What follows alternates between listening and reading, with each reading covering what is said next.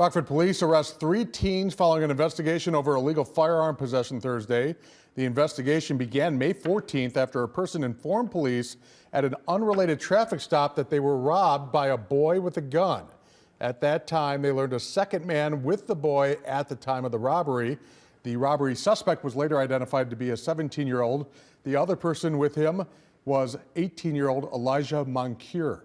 The investigation led officials to an apartment complex. With the warrant, police searched the apartment where the 17-year-old boy Moncure and 18-year-old Daviar Porter were found, along with live ammo. Moncure and Porter were arrested on outstanding warrants and are in the Winnebago County Jail. The 17-year-old is juvenile detention.